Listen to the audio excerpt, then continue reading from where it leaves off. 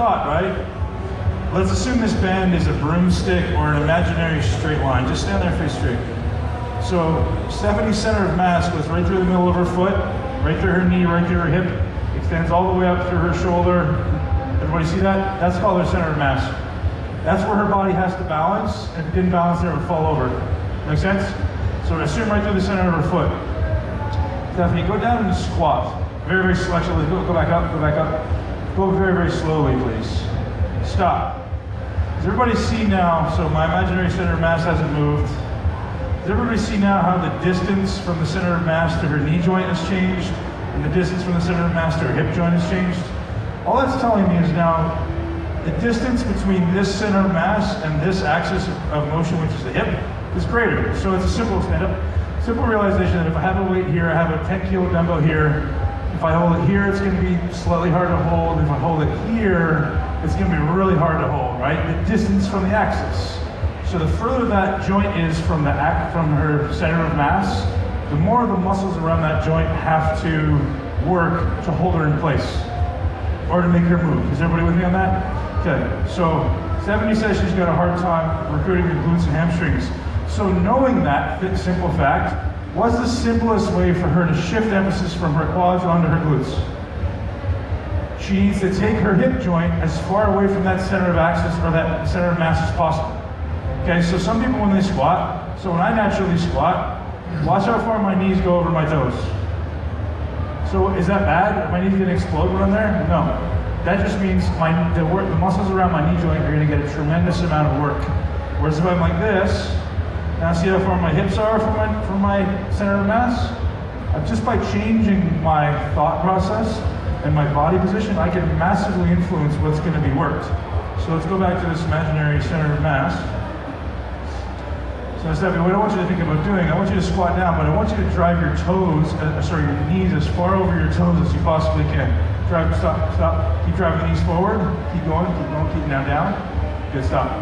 See how far her knees are from the center of mass? Everybody see that? And how far the hip is? Okay, so what's going to be doing most of the work there? Quad. Okay, stand up. Now do the opposite. Drive your bum back as far as possible. So kind of sit back, drive bum to the back wall. There you go, look at that. See the difference?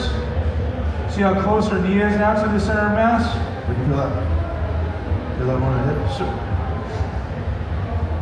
well, she says she's afraid she's gonna fall over, which is a realistic thing. If you go too far, you'll fall over, but your body is always gonna naturally counterbalance. So the further your bum goes back, the more this has to come forward to counterbalance that, which isn't a bad thing. Which isn't a bad thing. So you just need to, your body's not gonna fall over, your body's gonna find a way to stay upright. It may just require you leaning forward more.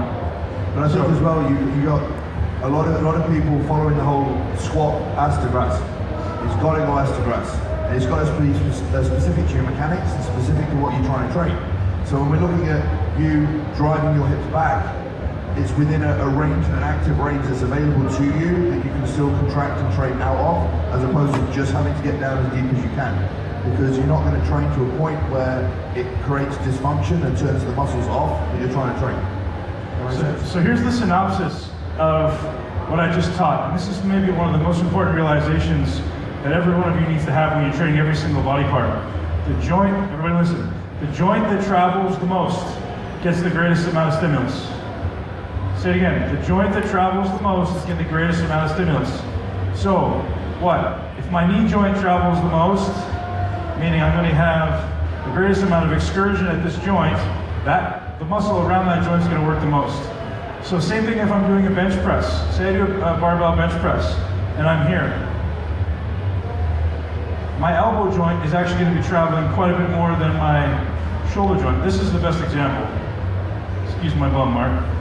So if I'm doing a one-arm dumbbell row, and I row here, which a lot of people do, what joint moves the most? My elbow joint. If I'm trying to work my back, would it make a lot more sense to be somewhere like that? So now which joint travel the most? The shoulders. The shoulder joint, right? So the joint I'm trying to influence is the joint I want to move the most. So in Stephanie's case, if she's trying to recruit her hip joint the most, which is the one that's going to influence the glute, I need my glute to have the greatest amount of excursion, meaning I need my glute to come to here, I need my glute to go to here. Is everybody with me? Like my little balancing act? I can dance for you too, do the running man.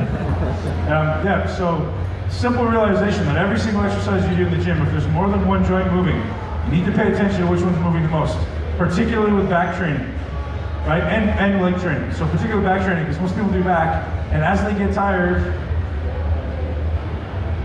this wants to work more. Or if they're doing, who's done dumbbell bench presses, and you start out here, and as you get tired, or let's say we start here with the 50 kilos, and then we grab the 60 kilos, and we're going heavier today, but now you're here. And then I get to 65s, and now I'm here. Everybody's guilty of that. You know the difference in the amount of load going through your pec? Nothing, it's less. But everyone goes, well, I'm using the 65 kilo dumbbells today, but I'm 8 inches further inside of my shoulders. Guess what? It's actually less work for your pecs. That stuff's important to realize, right? So whereas if I can use the 50 kilos here, my next progression was, okay, if I want to go heavier, I'm going to use the 50 kilos again, and I'm going to use it here. Everybody see that subtle difference? And now if I can control the 50 kilos here, maybe now just earn the right to go up to the 55 kilos here, back where I was originally, right? And this slight difference of 1 or 2 inches is massive in the amount of tension and torque going through a muscle. And muscles communicate via tension and torque. Muscles don't know weight. There's no eyes on muscles, right? We only know how much tension is getting pulled through here. So if I can manipulate the amount of tension of torque by manipulating the distance from the axis, which is this stuff I showed you with the knees and the hips, you can massively influence the amount of work that muscle has to do. Does that make sense? Yes. Awesome. Great question and a great answer. So, like I said to you, if you got these questions niggling away,